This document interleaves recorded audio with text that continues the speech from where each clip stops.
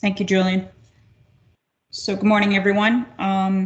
I would like to call the meeting to order for the West Haven Subcommittee of the MARB. It is September 22nd, 10:04 to begin this meeting.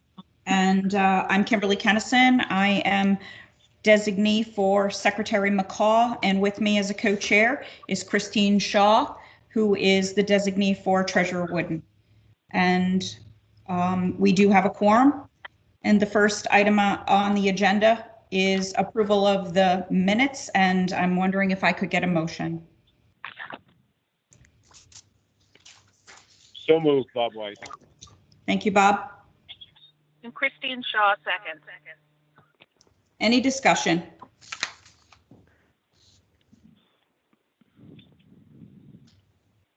No discussion. Julian, can I ask you to please do a roll call and have the members state whether they're in favor, opposed, or abstain in their vote?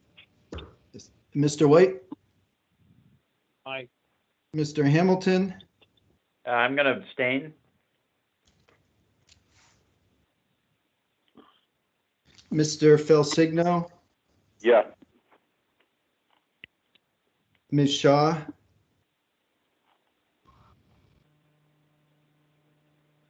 Yes. Ms. Kennison? Yes. And any subcommittee members that joined on that I didn't mention? Okay, thank you. That's everybody. Okay, so the minutes have been approved. The next item on the agenda is to review and possible action on the Ask Me Local 681 tentative agreement. And this agreement, Julian has provided us with a summary. And Julian, I'm going to ask you to give a quick highlight, and then if you'd like, and or we can turn it over to the city. Just as an intro, so you have the summary document from the city's labor attorney. You have the fiscal analysis provided by the finance director, and the city also provided some comparables yesterday that were distributed yesterday afternoon. This is a contract that covers just under 100 employees. It's made up of public works employees and non-managerial town hall workers. The contract expired June of 2017, and this tentative agreement was ratified by the union and the city council both earlier this month. Based on the statutory timeline, the MARB would have until October 15th to take action if it chooses. And you'll see the major provisions are outlined in a couple of places in both the cover memo and the memo from the labor attorney, but it basically provides 0% wage increase in the first 4 years, a 1% in FY22, and a 2% in FY23. In the one memo, we noted that leading up to this contract in the previous agreement, it provided 2% per year, basically throughout that contract. 1 year was subject to a reopener. This group moved over to the state partnership in January, so the agreement, codifies that change. Previously, and I don't know if the city has updated projections on this, but previously the transition to the partnership was projected to save the city approximately $200,000 per year. The agreement also increases the employee contribution to health insurance, bumping up by 1 percentage point in FY22 and another percentage point in FY23. And you'll see the fiscal analysis from the city. It provides a calculation of the additional cost of the wage increase, the savings resulting from the health insurance premium cost share. In addition to those projections, you'll see that the fiscal analysis also shows the impact of the agreement as it compares to the assumptions in the 5-year plan. So it's providing the information sort of through two lenses there. The projections do go out beyond the life of the contract by a couple of years to coincide with the duration of the 5-year plan. And some of the other provisions, it eliminates the retiree health benefit for new hires. It eliminates sick leave payouts at retirement for new hires, and there's a handful of other changes, including a few that address overtime. So that's very high level summary, and turn it to the city to fill in any other details and comments.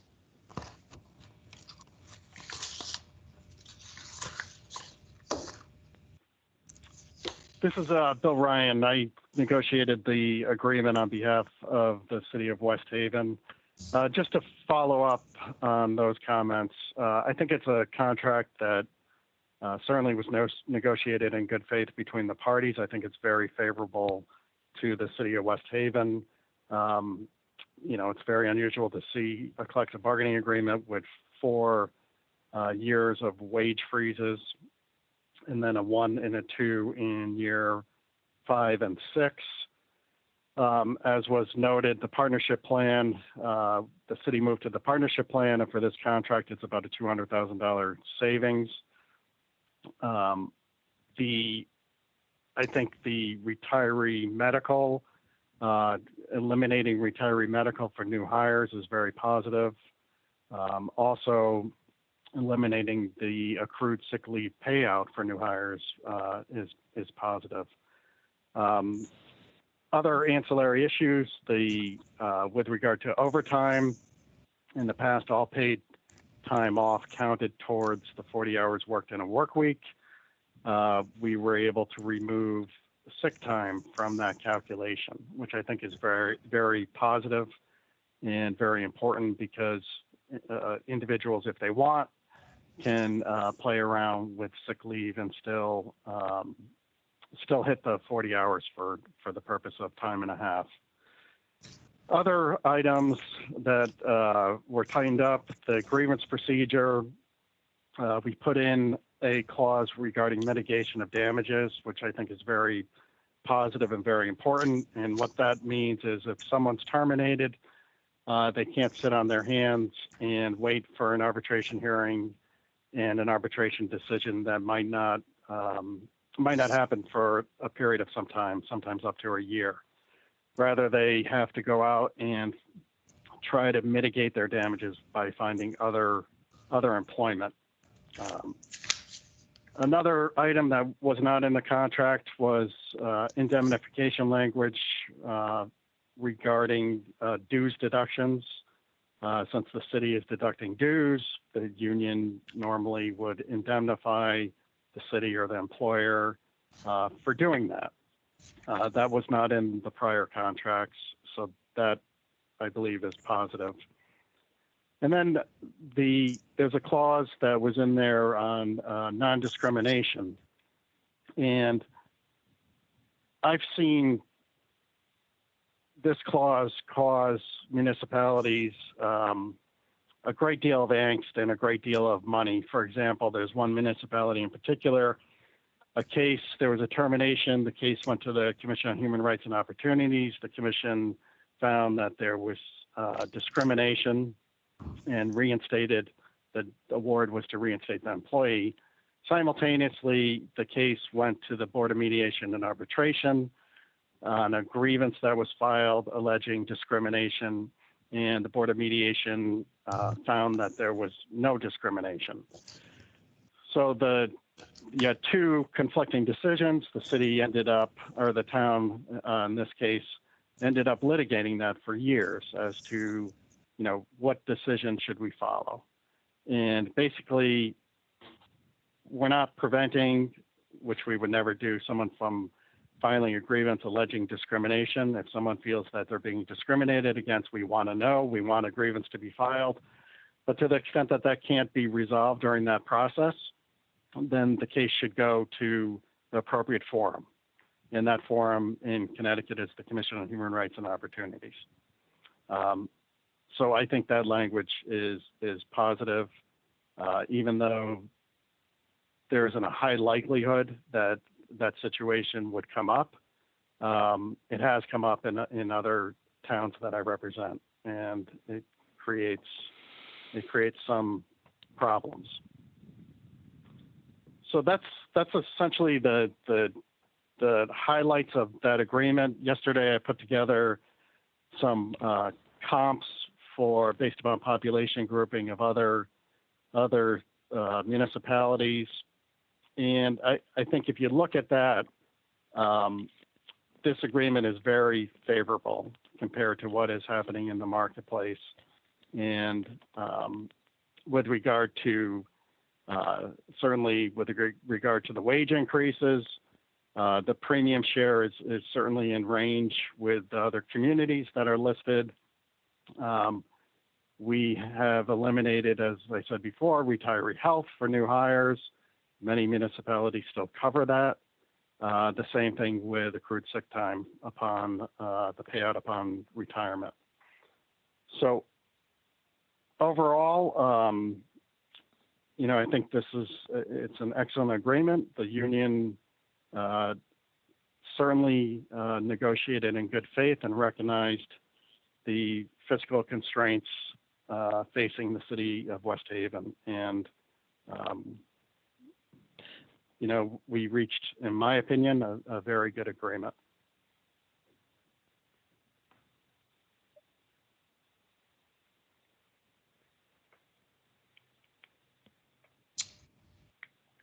This is Tom Hamilton. I have just a couple of questions, if I might. Yes, go ahead, Tom. Thank you. Sure. I looked at the contract, and I agree. 4% or 0% wage increases over 4 years is certainly favorable. What I wasn't sure of is whether or not there are any step increases. I couldn't find anywhere in the contract, and it looks like there maybe are no steps, but I'm a little surprised at that and just want to get confirmation if in fact there are any steps in the contract, and if so, what the cost of those step increases might be. If anything, Mr. Hamilton, this is Frank, there would be possibly 3 individuals, and they would all be new hires. Everyone else within 681 is in their top step. Okay, so it's really almost. So there are steps then, is that right? Somewhere in there are steps in the contract, but they're essentially insignificant because everyone's already on top step? Correct. Okay. And the retiree health insurance, I think it's certainly, appropriate, and I was happy to see that you've eliminated that benefit for new hires. For existing employees, can you describe what the current benefit is and whether or not there is any premium cost share to retirees or any active employee contribution toward retiree health insurance, or is it all picked up entirely by the city?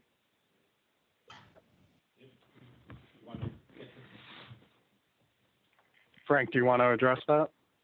I'll address it, Bill. Lee Tiernan, City of West Haven. So currently, retired employees who have enough years in and are over a certain age, that would be current prior to this contract, would receive a retirement benefit, and what they would pay is the same thing employees would pay. So they would have the same premium cost share, and that cost share would be adjusted as employees' cost share is adjusted over time. Okay. There was a time when employees had free health care, but that's long gone.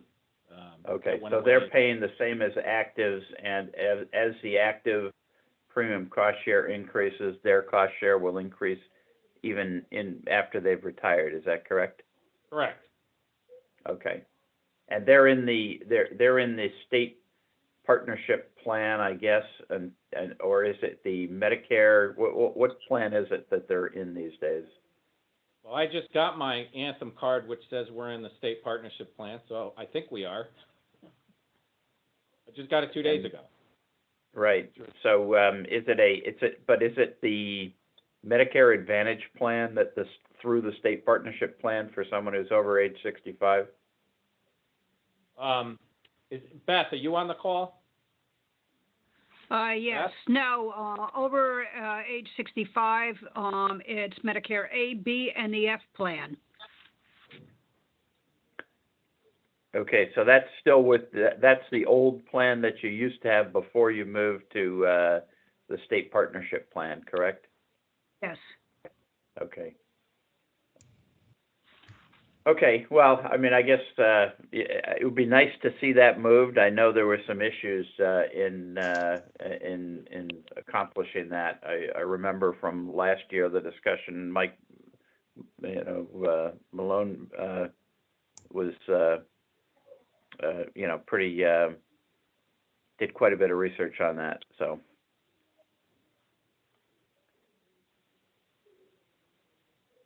So I think that's it for my questions. I'm satisfied the contract is appropriate, and all my questions are answered.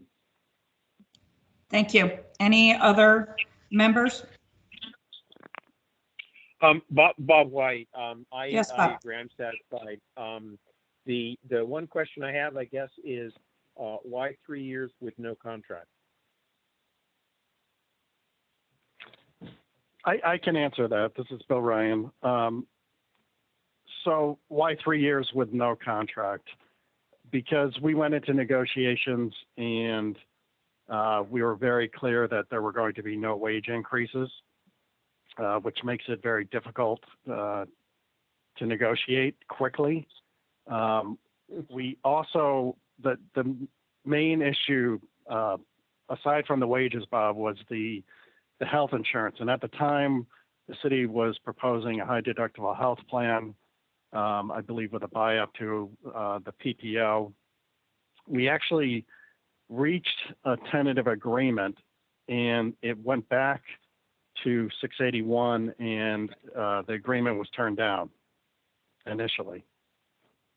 After the city decided to go to the partnership plan, where they're saving money by doing that, the union was able to meet.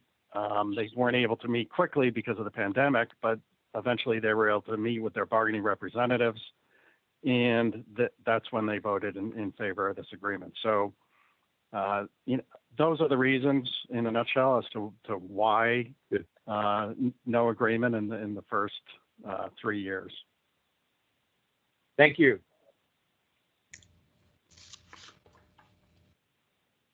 Any other questions?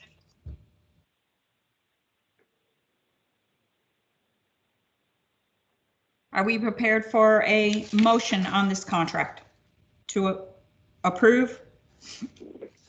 Second it. Stephen, are you the motion? Yes, I made a motion to approve, and I'd also like to just say that I think this is exceptionally favorable for the town, and I think that's a welcome contract.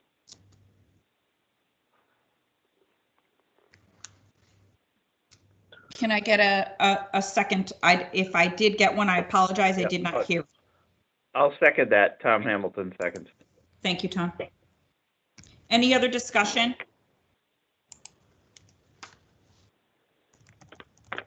Julian, can I have a roll call, please, on this action? Yes. Mr. White, Yes. Mr. Hamilton, Yes. Mr. Felsigno, Yes. Ms. Shaw, Yes. Ms. Kennison. Yes. Are there any members I missed? That's everybody. Thank you. Thank you. The motion's approved. On to the next agenda item, which is the discussion on the fire districts. I do not know if I have Mike Walsh with me. I know he is in the mountains, but I did get a message. Are you with us, Mike?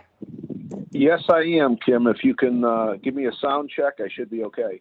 You sound fine and clear, so thank you. Excellent. All right. If you could just give us an overview, please, on the great works that we have had with the fire districts and meeting with them and their commissioners. And, you know, I know that this has been requested. I will talk about the status of the actuary after we get the overview first. And because I know I want to be cognitive of your location and not being able to transmit to us. All right, thank you. Members of the committee, good morning. It's Mike Walsh, Office of Policy and Management, and members of West Haven Fire Department, also good morning. The document you have in front of you was prepared by Julian, and I'll start on page 1 and specifically load in or take a look at table 1A. I just want to provide some high-level comments. We see a number of trends here. For instance, in table 1A, we have 11.6, almost 11.7 million of salaries for the 3 West Haven districts. And Julian was formerly the budget director in the town of Manchester, and I was the finance director in the town of East Hartford. Those are also 2 good comparable towns that we were able to fairly easily get an apples to apples comparison with West Haven. The salaries of West Haven at 11.6, almost 11.7, compare favorably to Manchester at 10.6 and favorably to East Hartford of 13.4. More importantly, if I can move you down to table 1B, also sticking with the salaries line, you'll see that is simply a metric where we've taken the salaries from table 1A, divided it by the firefighters, which are deeper into the analysis. But in any case, we came up with a per firefighter metric of 116,532 for West Haven. And when I said compares favorably, it was really on a per firefighter basis that I wanted to focus in on. Manchester generally tends to have a little bit richer contract, so they're at 130,340 per firefighter, and then compared favorably to the town of East Hartford at 115,672. Where we run into striking differences are employees and retiree benefits, and I'm back up on a gross basis in table 1A of $17.9 million for all district in West Haven, compared to $5.2 million in Manchester and just over 9.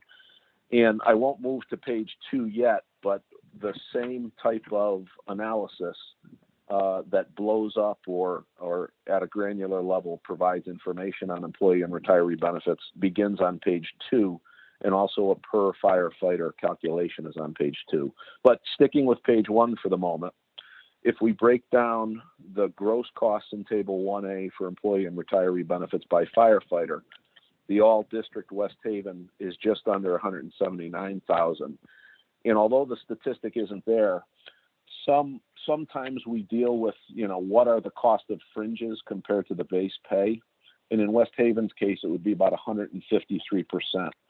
So 1.5 times the salaries are what the district is requiring to outlay in costs for the city of West Haven. And we'll drill down to that number in a minute.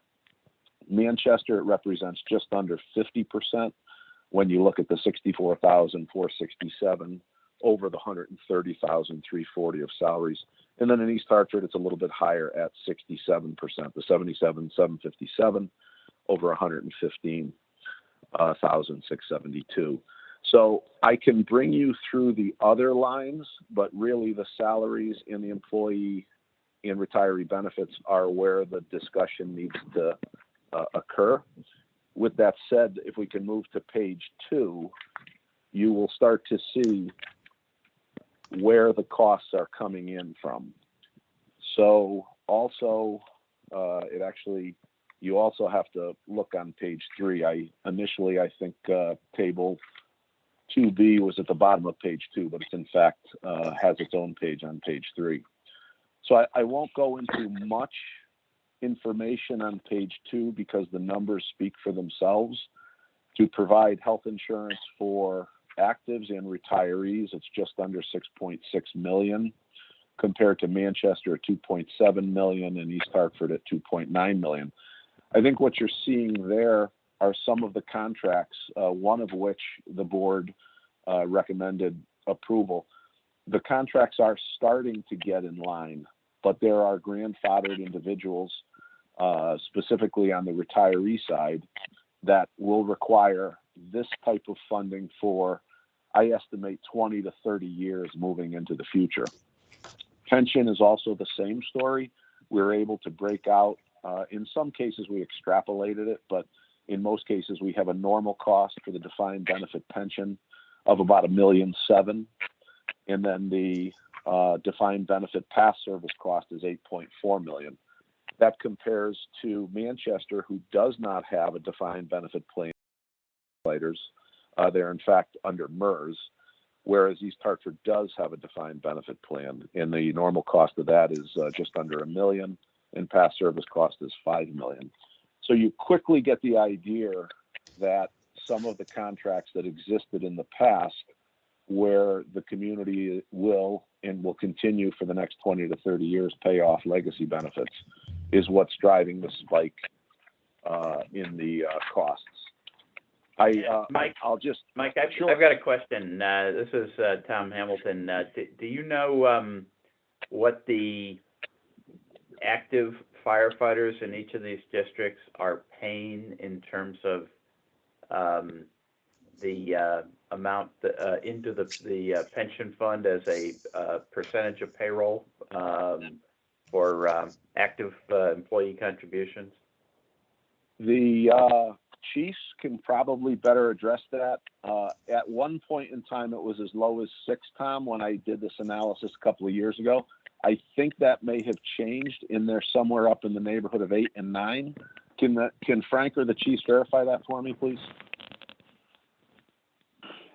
Good morning, Chief Scaffarello. I could speak on behalf of the West Shore District.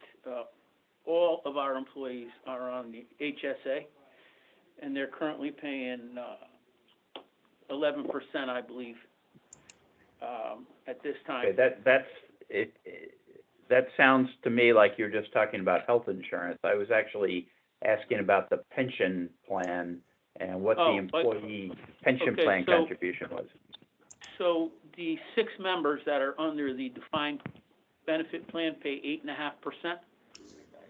Okay. And the other 28 members are under MERS, and they pay, I think the state just raised it to 8%, something like that, Okay, 7 or 8%. I'm not sure. They just changed it in July. So And we're the MERS ones are set by the state. Is that correct? The contribution is set by the state for the employees. Yes, Contribution correct. is set by state law, and the districts is, I believe it's 22%. Is what we put in. But you said 8.5% on the defined benefit plan for West Shore. Okay.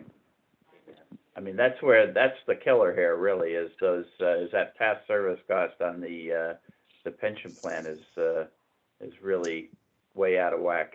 But yeah, and Tom, they are taking steps as the contracts open to move that up for the actives.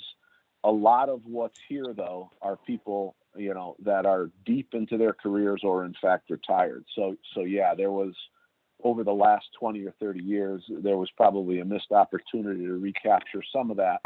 And then it's also exacerbated to a degree because there isn't a whole lot of money in any of the individual pension trust funds. There's several million. They were, the funding was certainly under 20%, and Kim will talk about that when the pension and OPEB valuations will be done. But the discount rates on these plans do not reflect any large amount of assets in the trust, which would also help the community offset some of the cost as much as 40% if there was an active investment strategy. all right. So just if I could finish with the employee contributions to pension. All new hires for both the Center District and the West Shore District are in that state MERS plan. And also on the medical, I just wanted to also let you know that they pay 50% of their deductible. So the deductible for a family is $4,000. The employee pays $2,000, along with the 11% copay. And everybody that gets hired since '07 has been both in the HSA plan and the MRF. And the 6 remaining members of the defined benefit, we had a preliminary actuary on the pension, and the current amount of money that we put in will carry us to 2046. So if anybody else retires,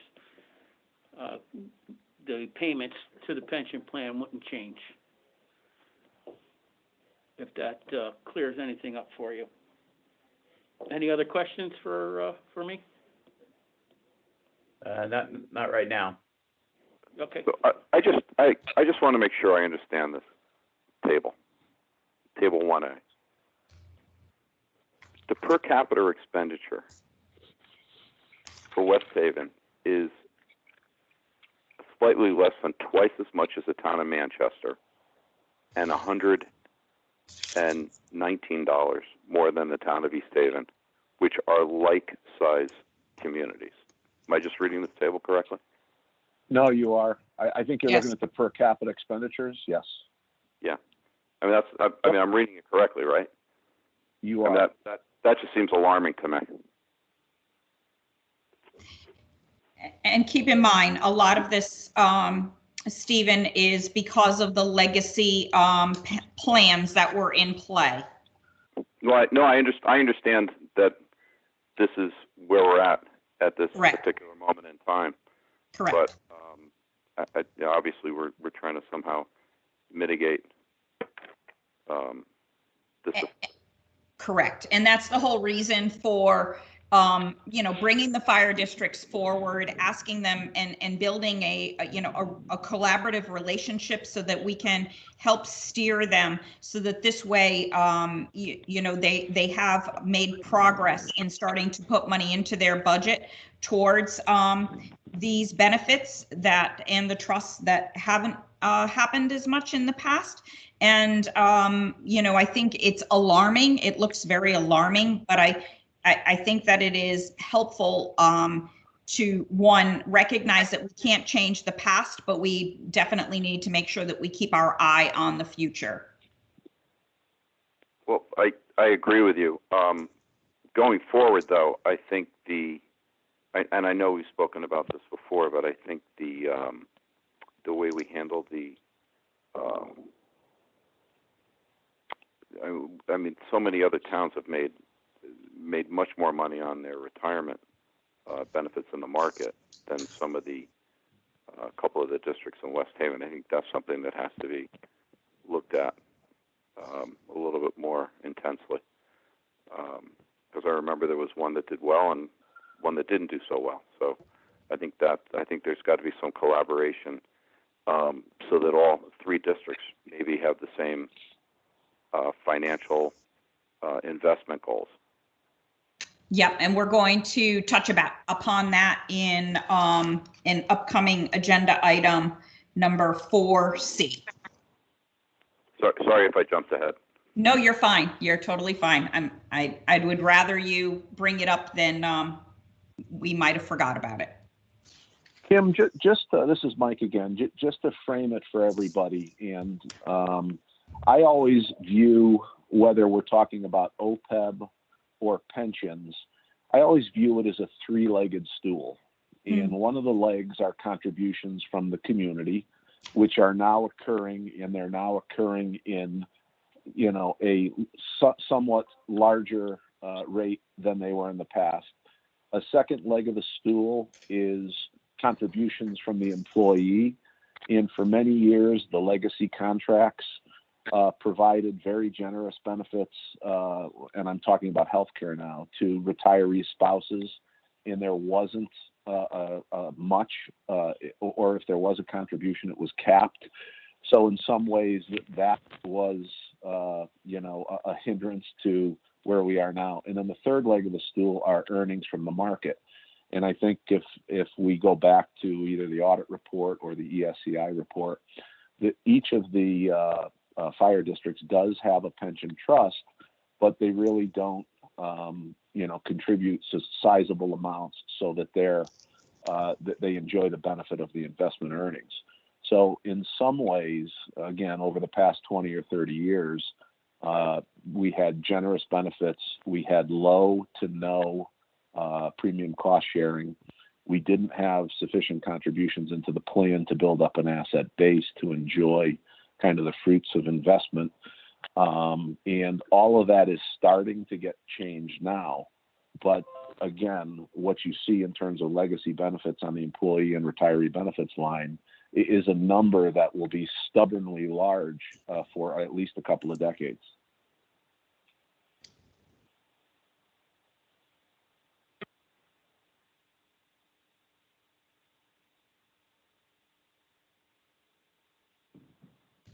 Any questions, or Julian, do you have anything you want to add to the commentary? Since you are definitely a heavy lift in pulling this data together for us, working hard with a lot of efforts and pulling this number for a really good presentation today. No, I think everybody zeroed in on what needed, where the attention should be, which is on the retiree benefit piece. That's what's driving the numbers. This is Bob White. A quick question, and I guess this is just sort of a jog my memory, is at the last MARB meeting, I think we rejected the Allentown Fire Department contract, in particular to ask them to consider more with regard to the retiree contributions. Is that discussion ongoing? I'm a little uncomfortable just living with the notion that, we weren't paying attention for the last 20 years, and this is going to take 20 or 30 years to figure out, and taxes are going to continue to go up. In the broader picture, when we looked at West Haven, their tax burden, town board of ed is up there, but it's kind of competitive. But when you put the fire departments in, it gets pretty high, maybe to the point where it's not sustainable. So I would like to keep this as an agenda item to see what can be done. Is there any way to reduce OPEB contributions or promises? I don't know what it may be, but I am very uncomfortable with just saying it'll take care of itself over 20 or 30 years with increased tax contributions. Maybe there's not another alternative, but I'm not there yet. Understand and appreciate that. Good morning, all. And I just want to join in commending the OPM team, Julian and Mike, for this presentation. It's very helpful. One of the discussions we've had as a subcommittee in the past is, whether there could be, this relates to the investment side of these plans, and whether there could be some opportunities to consolidate the investment of the assets.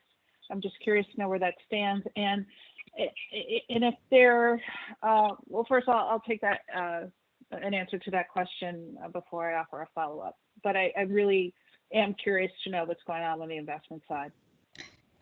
So Christine, that again is part of our conversation under agenda item number 4C when we move to that. But if we are ready to move to that, I am okay with that. unless Okay. somebody else has some additional questions. So it has to do with the tri-district MOU. And so it is one of the agenda items within that tri-district MOU. But does anybody else have any questions about the tables? Christine, do you, before we move on to that? No other questions about the table. Anybody else, or we will move on to the next part of it?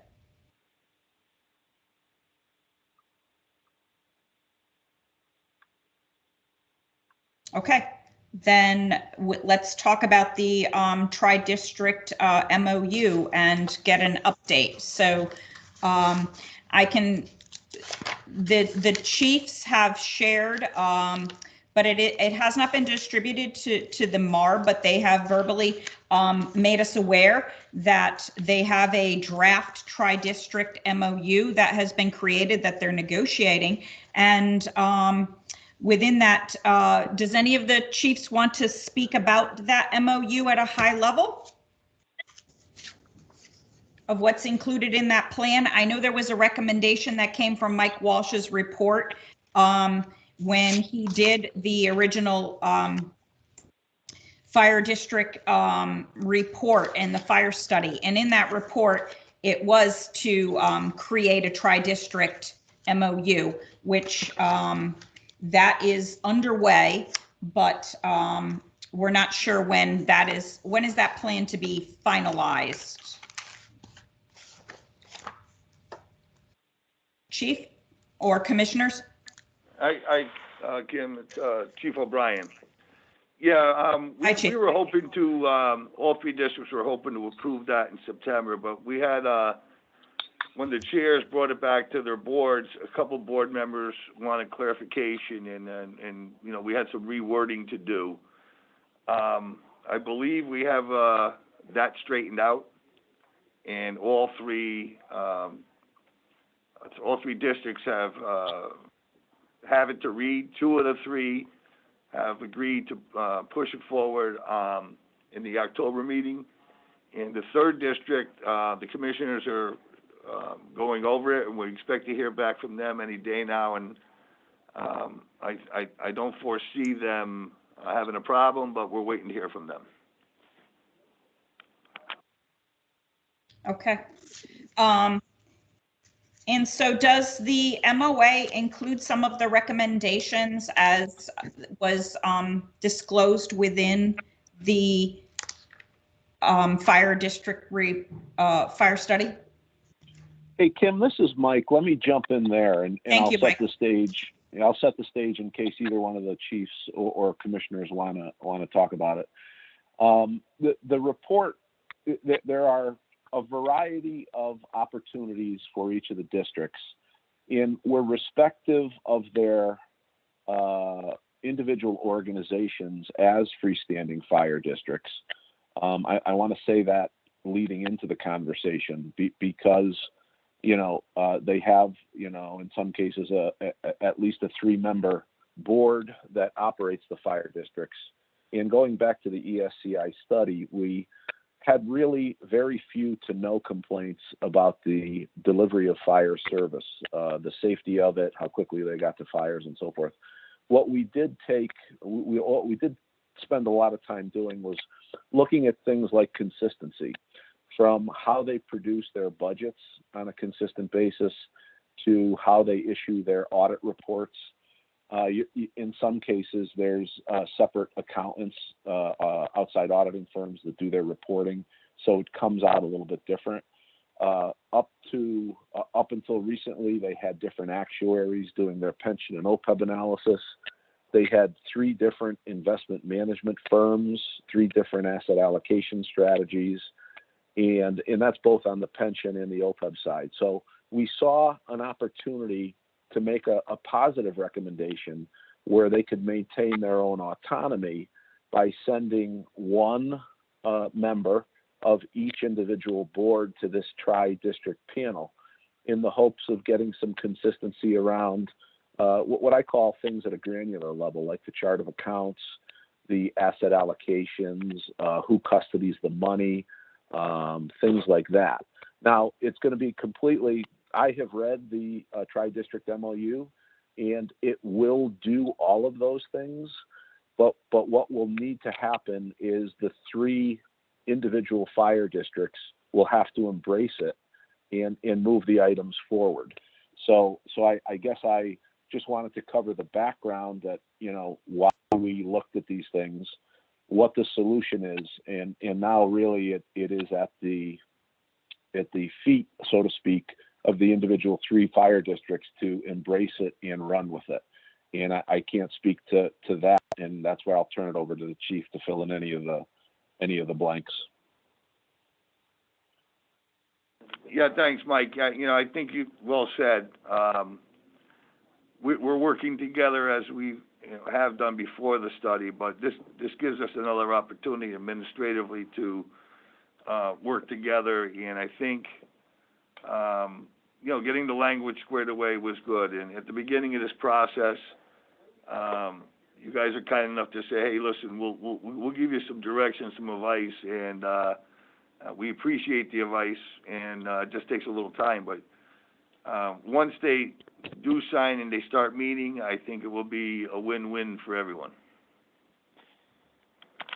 Thank you. And Christine and Stephen Falsigno, I'm wondering if that answers both of your questions on the investment side, and as well as, bringing investments and strategies together. Yeah, it does going forward, but I have to say that I agree and have always agreed with Mr. White and have the same feelings with the same comment about just to accept the past for what it is, and understanding that we are here and we have to go forward. I understand all that, but I think there's got to be a little bit more investigation into why this happened and how we got there, so that we can prevent it going forward. And I think the people of West Haven are probably going to be asking that same question. And I think that we and they deserve some sort of answer to that. So I agree with Mr. White, and I also agree with and I thank everybody on the call that fielded that question, because going forward, it does sound like we have a plan that makes sense.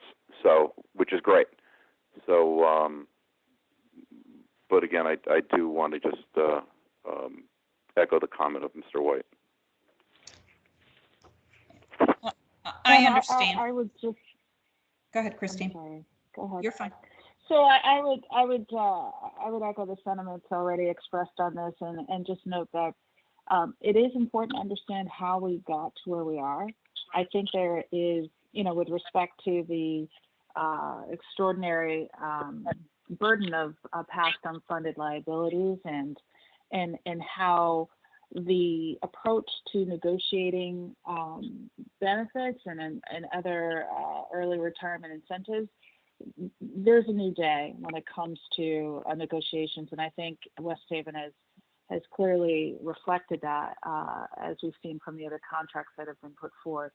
But I would say that from the experiences that we can draw from the state's plans, largest pension plans, it's very, very hard to invest one's way out of such significant past liabilities.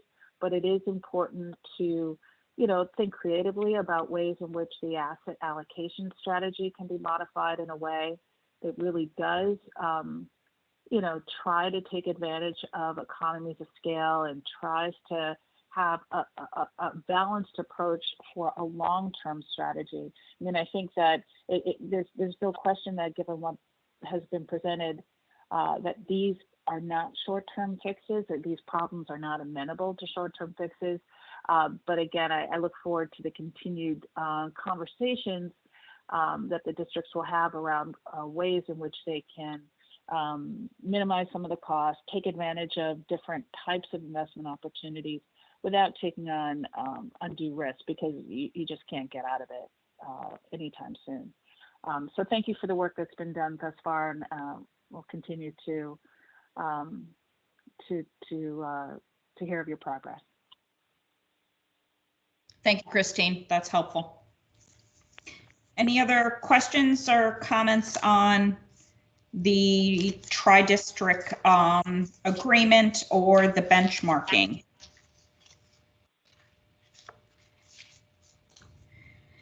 So the next, since we glossed over it, is Chiefs. I did hear that I think that we're going to expect actuary reports. I think Chief Scaffarella let us know that you have received your pension report, or you're going to receive it very soon.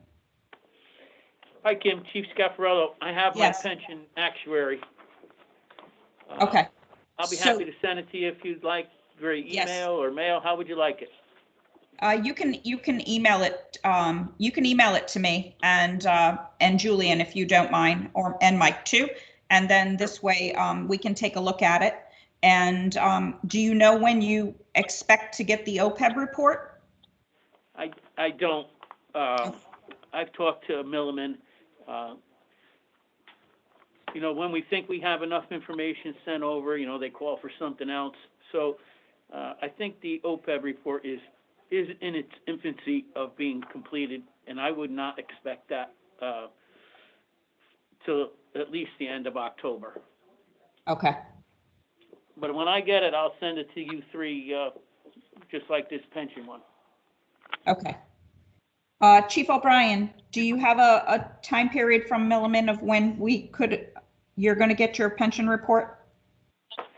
Yeah, we've been in contact with them, and we were hoping to have it at the end of September, by the end of September. But as Chief Scaffarello just stated, you know, ironically, when we call for an update, they ask for additional information. So they're saying a couple of weeks, but I'll be a little more generous here. I expect it, as Chief said, I hope no later than the end of October, hopefully sooner. You know, one thing to keep in mind, everybody, is Milliman is also working from home. So they're not firing on all cylinders, just like the rest of the country. So, I think that may be some of the reason why we had a delay. But again, as we agreed to at the beginning, once it's made available to us, we'll forward it to you for review. Very good, thank you.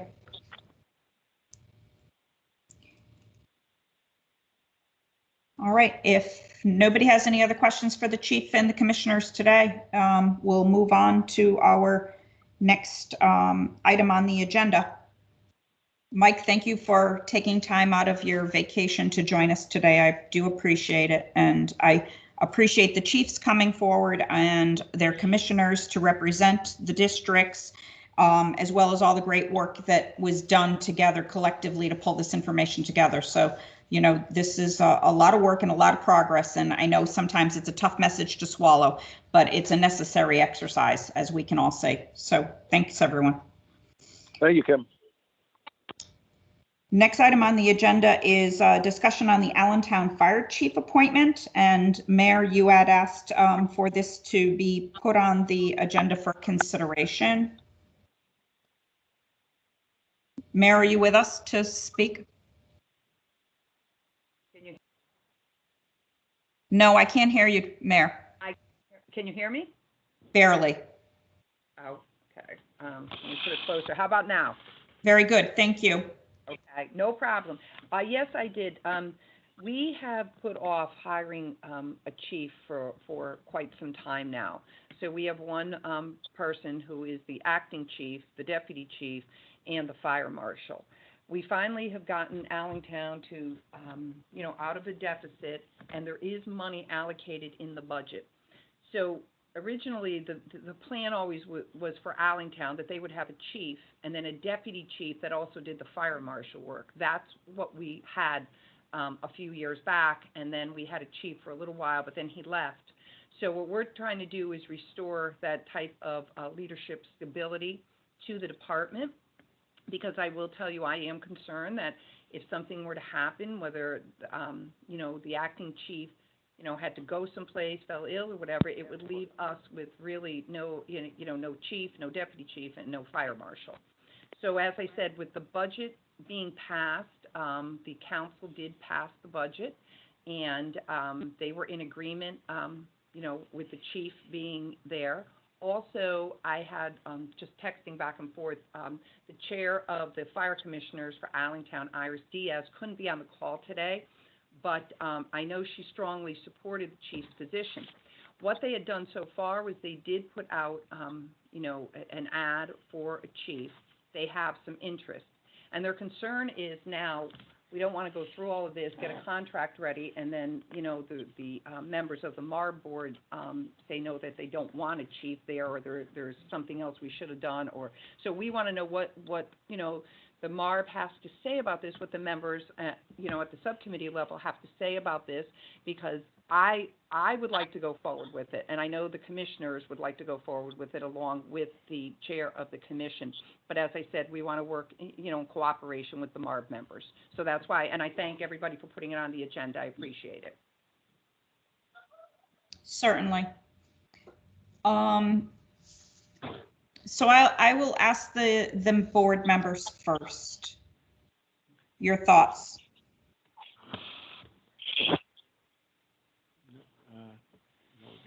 This is Bob White. Is there any option is there an alternative to having these three positions, which I think are replicated with the other two districts as well? I do know that Michael, I guess, is off the call, had said that he didn't think that there would be savings from consolidation, but obviously the safety of the people is primary. But I'm just wondering if alternatives were considered, and if so, what they were. Yeah, Member White, Attorney Lee Tiernan.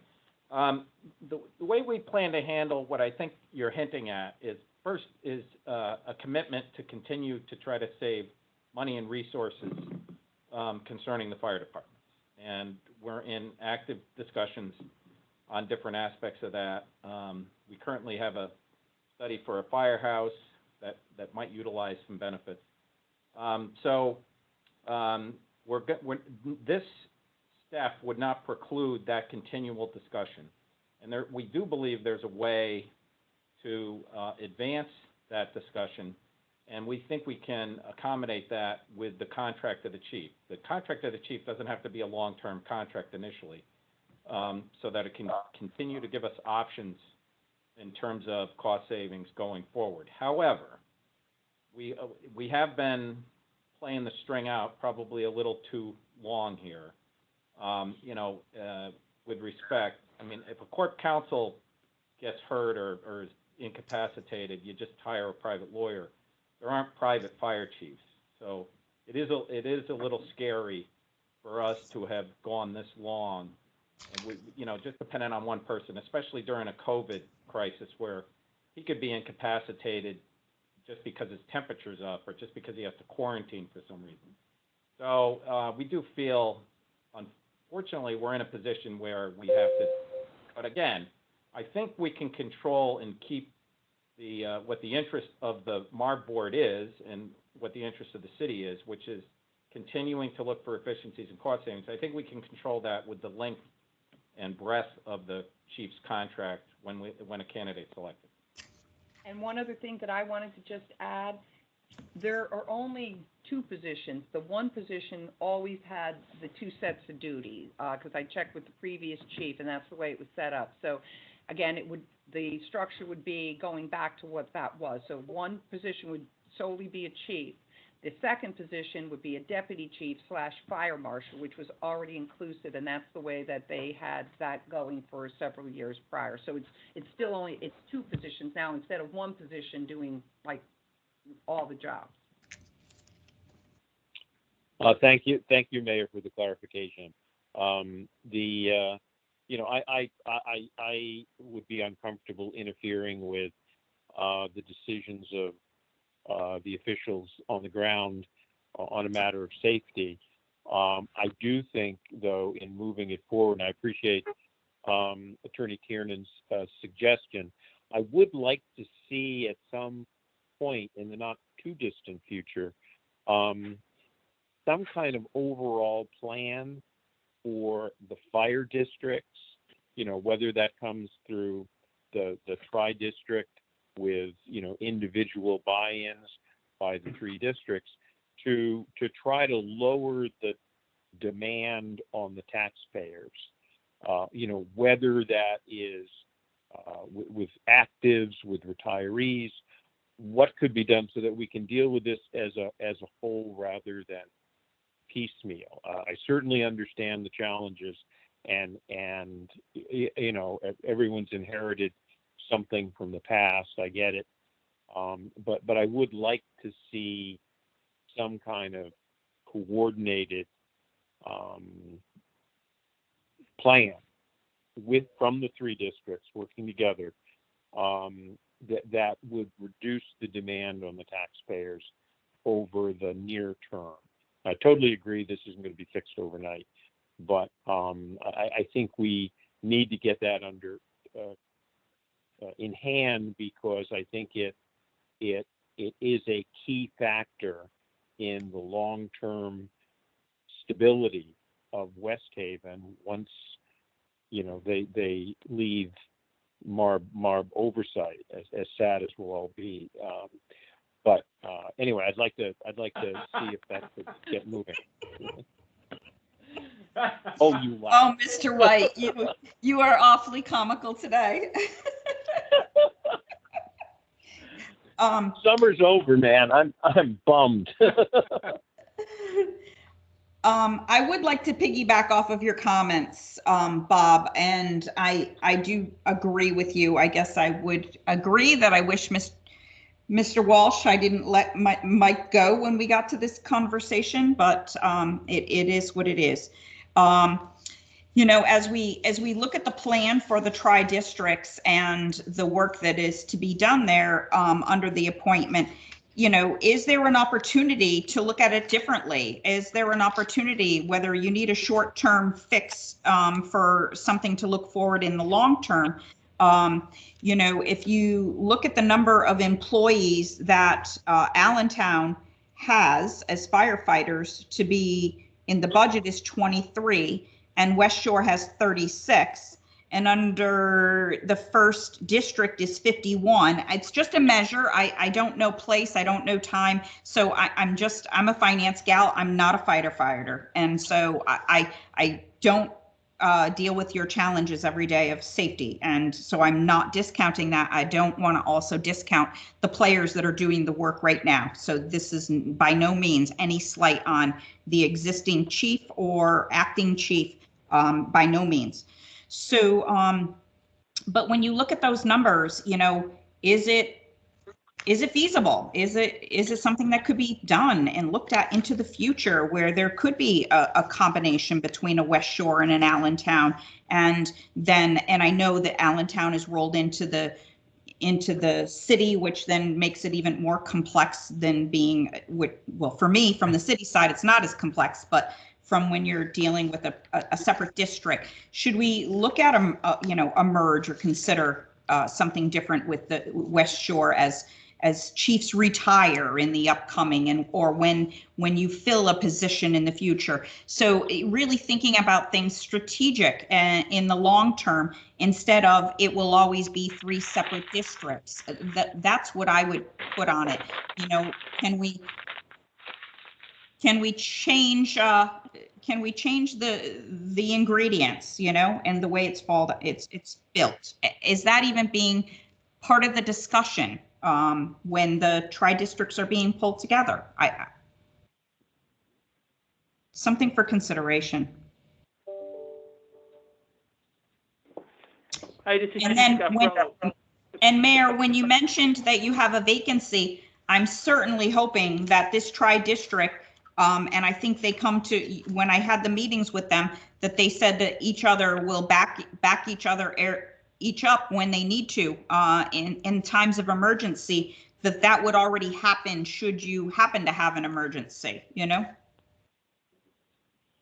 I understand what you're saying as far as, backing each other up and everything, but we would be, like, if there was an emergency, we would be missing both tops. So in other words, the chief, the deputy chief / fire marshal. So it's not like the rest of them, like, in other words, if the chief is out, another chief could step in. We would have no upper level. I mean, again, I'm not a firefighter either, and I'm not in the fire department. That seems like we're leading one section out, you know, very vulnerable, along with the fact that I understand about all the, you know, the good work that has happened, and I do think it is great.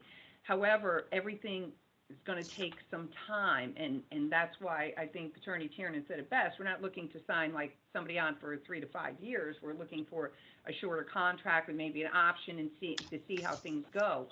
But right now, the way that it sits, the way that the charter is written and the piece about Allentown is that no other fire district can pay, you know, the residents from the other fire district can't pay for Allentown and vice versa. So until that all gets sorted out, that's why I thought that at this point in time, we've gone without a chief for a very, very long period of time, basically other than for a few months the whole time that I've been here, and I think even a little bit before that. Understand. Any other comments? Hi, Kim. This is Chief Scaffarello. If I could just add a few comments Please. from what the mayor's talking about. So the first thing about the chief position and how we operate, you basically can call us anything you want, but in the fire service, we need a reasonable span of control. And set forth throughout the industry, optimal is 5 to 1. So 1 supervisor for 5 subordinates. So if you look in some of the bigger towns, or maybe even East Hartford or Manchester that we've been using, what we do is we step down. So it's chief, deputy chief, and then you would have battalion chiefs. So I know Hamden has a battalion chief on each shift. A captain, a lieutenant is a company officer. So our reasonable span of control is maintained throughout the ranks. So, you know, a lot of people say that the city of West Haven has 3 chiefs. But overall, our chief ranks is very small. So if you took a town similar that I'm familiar with, I'm sorry guys, I'm not familiar with East Hartford or Manchester since they're far away, but I do work closely with Hamden as they're similar to what we do. And they have a battalion chief on each shift. They have a deputy chief and they have a chief. So that's kind of how it works. Because we're small, we're not able to step it down by chief, deputy chief, and battalion chiefs. So we do it a little different. So you can call us whatever you'd like in the city of West Haven, but in reality, it's the span of control that we're really working on. So the next thing I just wanted to talk to you about was some of the operational stuff that you were discussing. So operationally, the city of West Haven, we fight fires, we provide EMS as one department. We're an all. Thanks, Chief. We're an all hazard department, and you know, you say Allentown has 5 firefighters on shift, and you say that the center district has 12, but really, when the alarm rings for whatever it is, we're responding. So let's just take a first alarm response in the city of West Haven. Report of a structure fire. So we send 3 engines, what we call a truck, and a rescue. We put 15 firefighters on the fire ground for every single fire in the city of West Haven. And to do that, we work together operationally. So yesterday, we had a significant call, a 4-month-old baby, not breathing. And the Center District and the West Shore District work together to provide EMS care to that child. So there's no there's no district lines, I guess you could say. Maybe that will help you Yep. see what's going on here. There are no district lines operationally. And you know, during that 4-month-old rescue, we also had a kitchen fire come in. And, you know, again, no district lines. Everybody responded to accomplish 3 engines, a truck, and a rescue, and 15 firefighters on scene, also with a baby resuscitation going on. So there, you know, when you talk about operations, you know, you have to see the whole picture there. And so for Allentown, and I think this is where the mayor's going, you know, they need leadership from the span of control standpoint. And I know Mike Esposito, he's the acting chief over there. That guy works 12 hours a day. Allentown is going through significant growth on their grand list, and Mike trying to keep up with plan review and state mandated inspections. It doesn't leave much, you know, for the acting chief part of moving the department forward and, you know, building a new firehouse. He has so much on his plate. So those are some of the things I'd like you to keep in mind when you talk about operations. The operations portion of the West Haven Fire Service is completely integrated. And, you know, on a personal note, I think the firefighters do a hell of a job responding to approximately 12,000 calls a year. Thank you for listening. Appreciate it. Thank you, Chief. Any other comments?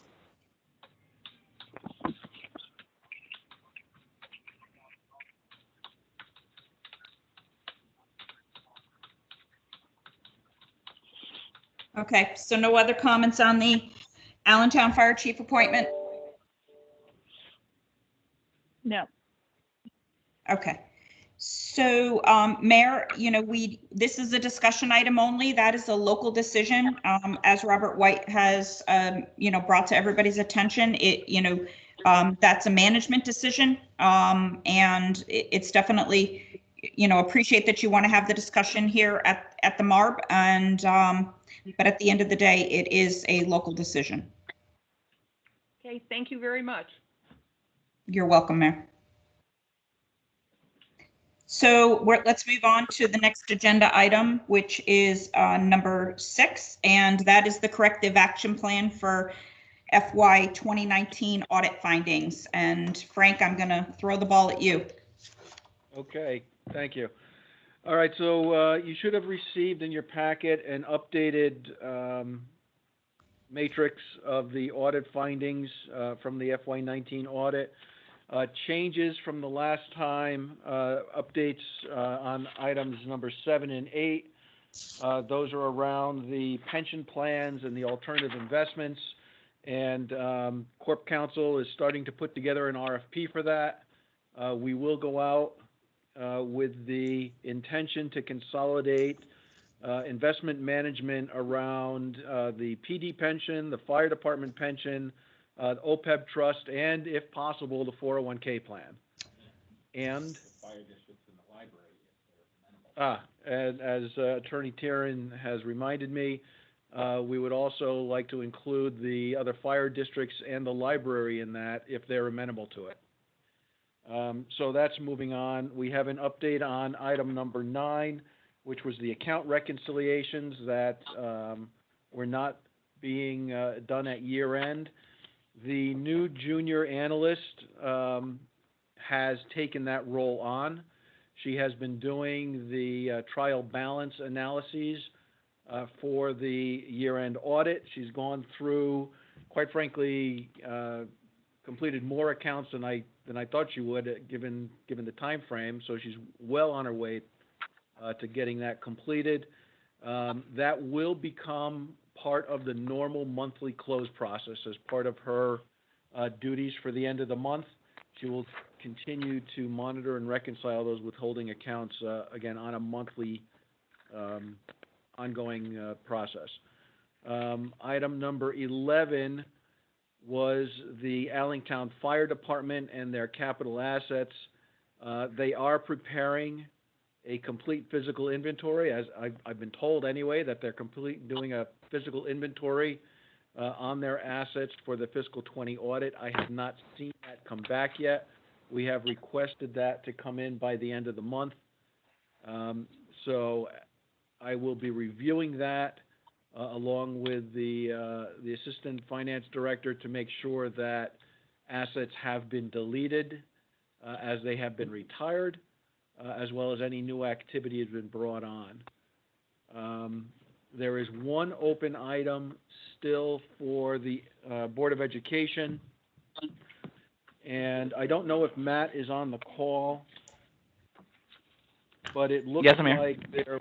Oh, are you there, Matt? Can you talk to that item 14? Yeah, item 14 with the student activity funds. Right now, we're looking to get this automated through a QuickBooks system instead of a paper ledger. It has been delayed with the current climate with COVID and the undertaking of opening up the schools.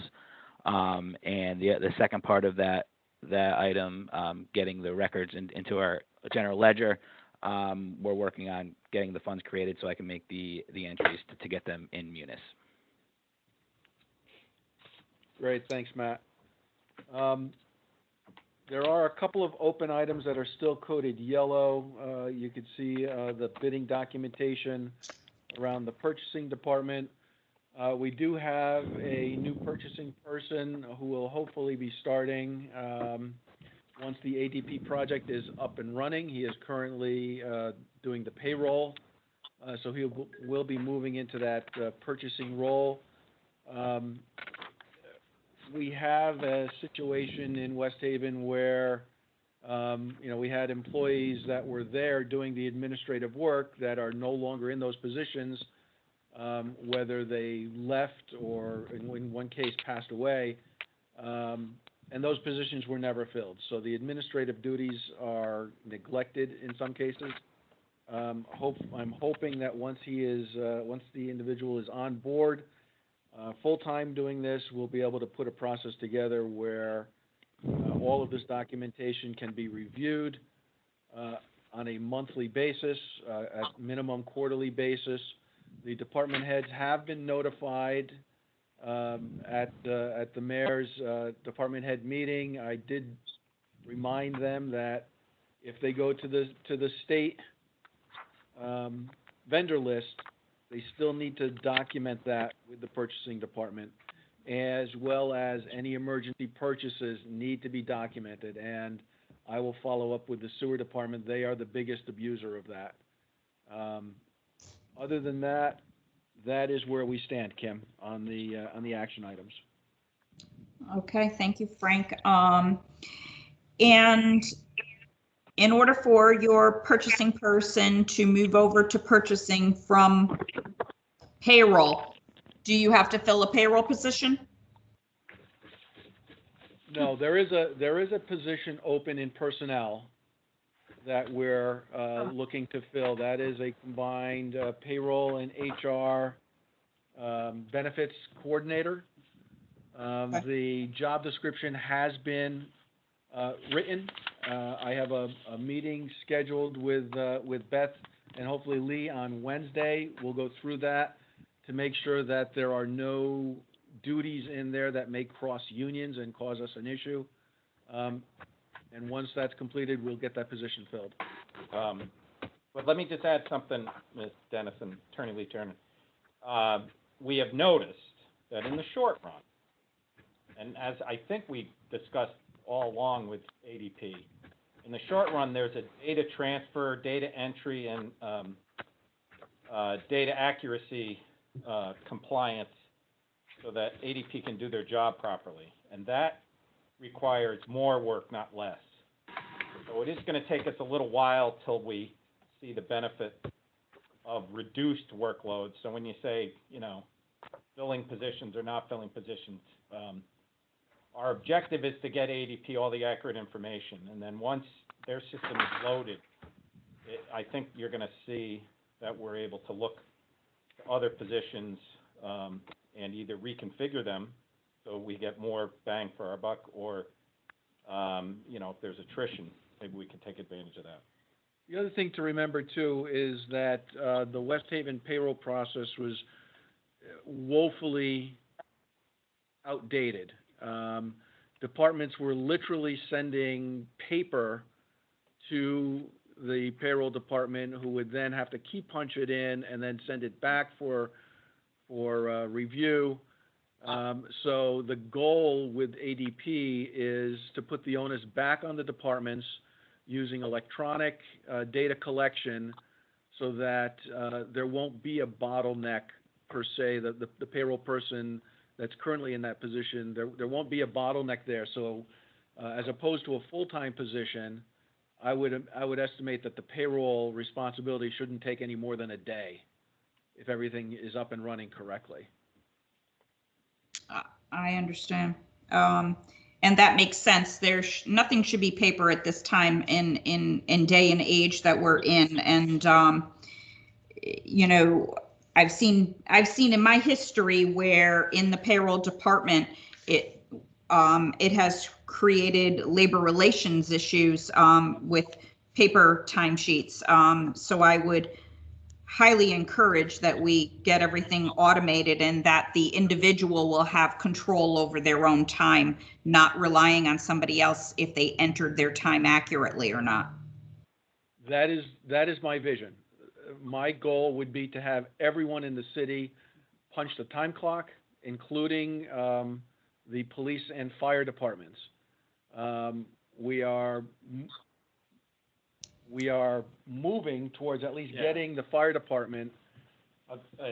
This Attorney Lieutenant, again, what Frank is illuminating, I want to emphasize that we are going to do this gently, but we are going to accomplish the goal. But yes, I have confirmed that other, for example, fire departments as large as the Chicago Fire Department do punch. And right. So we are going to try to implement that, as I say, gently, but achieving the goal. And the police department is a little bit of a work in progress, whether a shift chief enters the time of the person or whether individual officers do. There's a chain of command there. We're still working that out. But there will be a change. There will be a change that will make it more efficient. And again, what's going to force the change mostly is that we have to adhere to ADP's 4 corners so that we can achieve the accuracy and the delivery of ADP's product that we want. So it'll happen, certainly. But I don't want to frighten people who are viewing this on the other side. We'll approach this gently, but achieve the goal.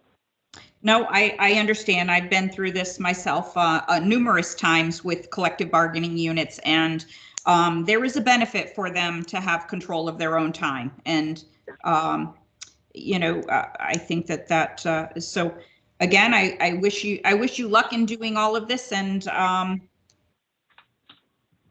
want to remove the audit findings because there's a reason why you have audit findings in that area. Exactly. Okay. I think that we might have skipped over one item. No, you talked about bid. Hold on one second. There was one I thought you might have skipped. What about the Allentown personnel files, number 10? Did you comment on that? I didn't think I heard that. I did not comment on that. That should be taken care of once we move to ADP. Okay. So the hard copy files will still remain at the firehouse and the police with the police station. However, the ADP system will have all the required personnel information. The only thing they will not have is any disciplinary documents or items of that such. I understand. So that should all be taken care of once ADP is up and running, which is a perfect segue into the next bullet. Actually, there's one before we hit that one. Oh. I would like an update on your fiscal 2020 close and the audit process with your new auditors. I thought I was going to get away from that, but no. The close process. Come on. Process is going well. We had a discussion. Bob Ziskowski, the Assistant Finance Director, and myself spoke to the auditors last week. They are also proposing is it a monthly call, Yeah, I spoke to the partner in charge, Leslie Zoll, and what she wants to do is an open item so in other words, once a week, we're going to have an open item meeting, which I will be attending, or my designee and Frank will be attending, so that we can keep on top of it. They are coming in on site the week of October the 19th, and they're bringing a team of 3 to 5, depending on what day it is and how much work they have in front of them. So we are very much want this audit done on time.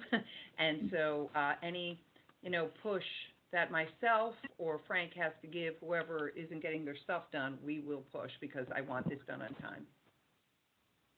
All right, very good. Thank you. Glad to hear that.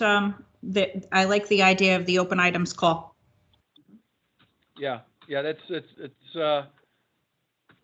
we kind of went that route last year when we asked the auditors for the grid of the information that was needed, so we were able to stay on top of it. But it's good that the mayor will be involved, because now she's got the juice, and they'll listen to her before they listen to me. There you go.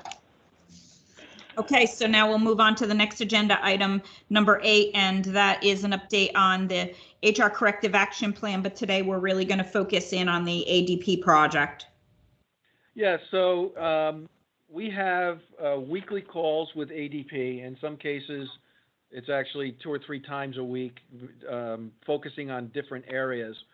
So on Monday, that's usually when we'll talk about the overall project itself. ADP has generated the matrix that was provided to you. This is something that they do with their clients, the project plan. It ties into the timeline that they provided with us. You could see there that there is one item that is behind schedule, but everything else is either in progress or complete. They are not indicating to me that there is any significant issue that would delay or prevent this project from going live when we expect, which is hopefully the end of December. We are gearing up towards doing data transfers and being able to do dual system maintenance and get that process in place. So as West Haven has employees hired or retired or leaving, the systems will be in place to make sure that the ADP system is in sync with West Haven. As I said, the project has been going well. We have designated a single point person with ADP as far as the project goes, so that if West Haven has any questions, we focus all those questions through that individual. She then contacts ADP. Vice versa, if ADP has requests for various information, they funnel it through that individual. It just makes it a lot cleaner, so that 5 people from ADP aren't calling and asking for the same thing from 6 different people here in the city, and vice versa. Is that Aaron that you're referring to? That's Aaron, correct. Okay. So I have one question, and that is your HR item number 10. And that one looks like it's behind schedule with a due date of 8/7, and it's in pink. So that looks like it's the only item that could be burning hot. What are your comments to that? Matt, that's the benefit information, the plans. Yes, our Seth from Lockton is working directly with Daniel from ADP, so I believe they have talked last week, but I will follow up and make sure that Seth and ADP get together. Okay, so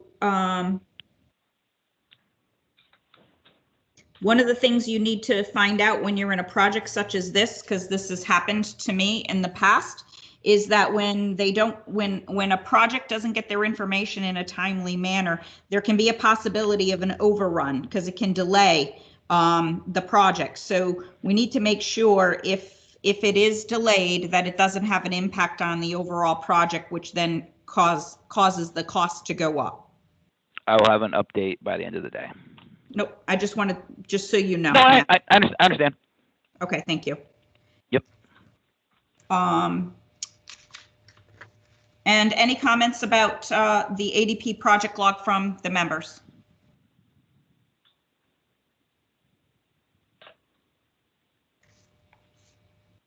Okay, then that's our last agenda item. Shall I get a motion to adjourn? So moved, Bob White. Motion to adjourn. Your second, Stephen? Yep. Thank you. All in favor? Aye. Okay, I'm not going to do a roll call. I'm going to assume that everybody's in favor and this meeting is adjourned. Thank you, everyone, for your time. Okay, And thank you. Thank you. you just gained back 25 minutes. I appreciate that, Kim, You're thanks. still running a deficit, though. Excuse me? What was that? You're still running a deficit. I am? There you go, the fire department says Bye-bye. thank you. Thanks a lot. Thank you. Bye now.